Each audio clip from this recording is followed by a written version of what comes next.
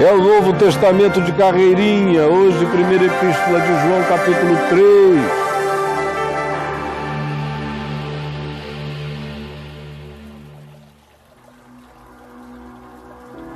Vede que grande amor nos tem concedido o Pai. Vede que grande amor nos tem concedido o Pai, a ponto de sermos chamados filhos de Deus. Que grande amor nos tem concedido o Pai, a ponto de Ele nos chamar de seus filhos. E de fato, somos filhos de Deus, por causa do grande amor do Pai. Por essa razão, o mundo não nos conhece, não nos entende, não nos percebe, não nos discerne. Porquanto o próprio mundo não conheceu ao Pai, não conheceu ao Filho. O Filho veio e não foi reconhecido. Se somos filhos de Deus, também não seremos reconhecidos como Jesus, o Filho, também não foi. Amados, agora somos filhos de Deus. Filhos de Deus. Filhos de Deus. Somos irmãos de Jesus. Somos da família que não morre, que vive eternamente.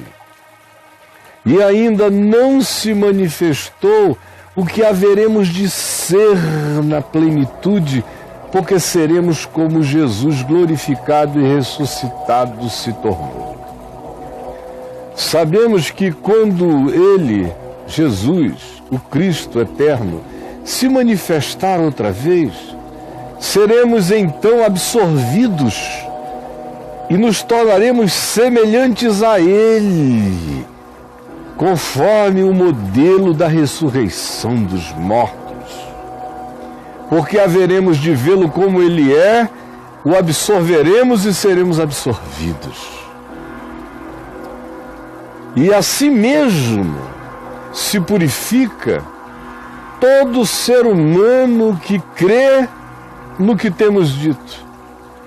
Assim mesmo se purifica de maldades, de ódios, de pensamentos ruins, de cobiças, de vaidades, de caprichos, de egoísmos perversos, de maldades e malícias. Todo aquele que tem essa compreensão, que se sabe filho de Deus, que tem essa certeza e essa esperança de que a sua vocação, o seu chamado, a sua eleição é para se tornar semelhante a Jesus, andando na terra e como Cristo, absorvido na ressurreição. Todo aquele que tem essa esperança a si mesmo se faz puro, busca pureza mental, emocional, sentimental, nas atitudes e no comportamento. Todo aquele que pratica o pecado também transgride a lei. Claro, porque o pecado só é pecado porque ele é a transgressão da lei. A lei como o que é certo. A lei não é um capricho de Deus, são princípios de vida. Não são imposições morais, são princípios da vida implantado em nós, que ganhou a forma da lei. É relacionalidade, é como devemos ser uns para os outros e em nós mesmos. Por isso, todo aquele que pratica deliberadamente, que vive no pecado, é um transgressor da lei, porque o pecado é transgressão da lei da vida. Sabeis também que Jesus se manifestou para tirar os pecados. Ele levou todos os pecados na cruz e disse: está pago, está consumado. E nele mesmo, em Jesus, nunca houve, nem haverá e nem existe pecado. Por isso ele tira o pecado do mundo, porque nele não há pecado. Todo aquele que permanece nele, na esperança dele, na palavra dele, no caminho dele, na consciência dele, não vive pecando, não consegue, porque a consciência de Cristo em mim não me dá a menor possibilidade de viver na prática do pecado.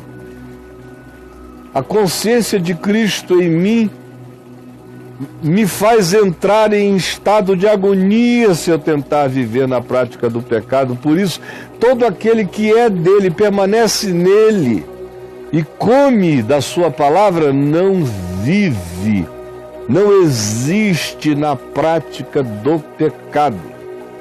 Todo aquele que vive pecando e lambe o pecado, não o viu, nunca o conheceu, não sabe dele, pode ter a boca cheia do nome dele, mas não o conhece.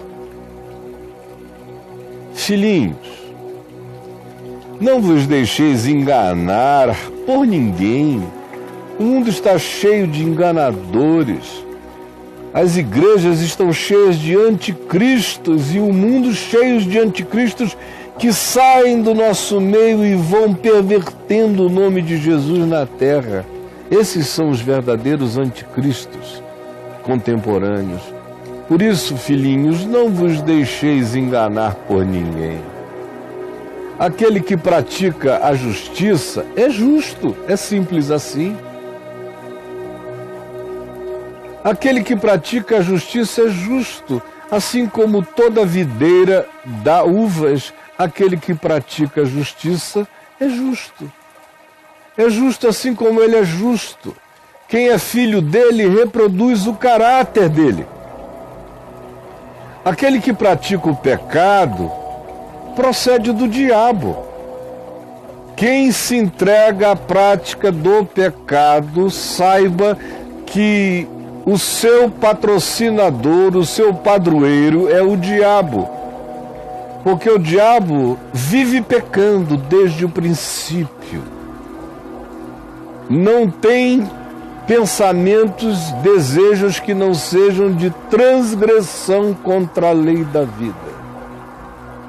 E foi por isso que se manifestou o Filho de Deus, o Cristo, para destruir as obras do diabo na cruz, na morte e na ressurreição.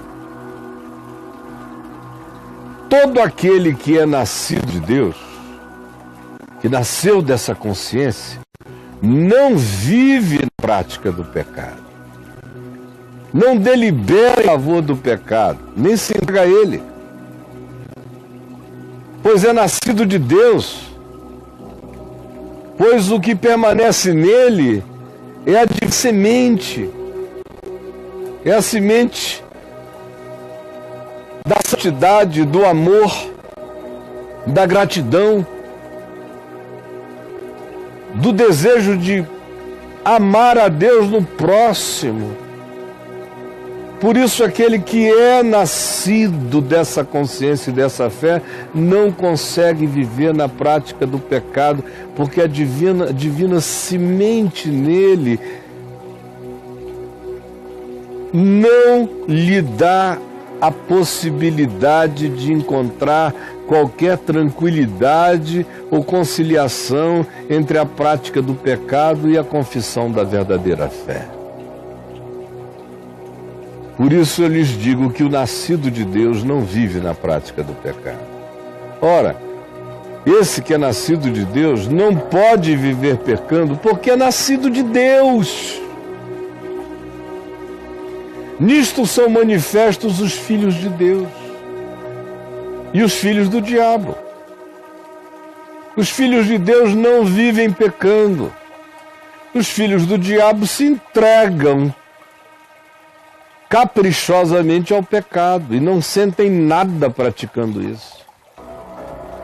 Assim, são manifestos os filhos de Deus e os filhos do diabo. Todo aquele que não pratica justiça do Evangelho, não é justiça do Supremo Tribunal Federal, que não é justiça, é um amontoado de regimentos. A justiça da qual se fala é a justiça que é justa, que vem da luz de Deus, que não passa por sistemas nem burocracias e nem contaminações humanas e nem legalismos humanos e nem moralismos humanos. É aquela justiça que foi justiça no princípio e será justiça no fim, que não varia com cultura, nem com o tempo, nem com a hora, nem com a moda. É justiça dos céus. É a justiça que intuitivamente habita o coração dos filhos de Deus. Por isso, todo aquele que não pratica justiça não procede de Deus. Nem aquele que também não ama seu irmão, ou que odeia seu irmão, ou que é indiferente para com seu irmão, esse não é nascido de Deus, não conhece a Deus. Quem conhece a Deus reconhece o próximo. Porque a mensagem que ouvistes desde o princípio é esta: que nos amemos uns aos outros, não segundo Caim, que era do maligno e assassinou a seu irmão Abel. E por que o assassinou? Porque as suas obras eram más e as do seu irmão Abel eram obras justas. Meus queridos, esta foi mais uma leitura do Novo Testamento de carreirinha para mim e para você também.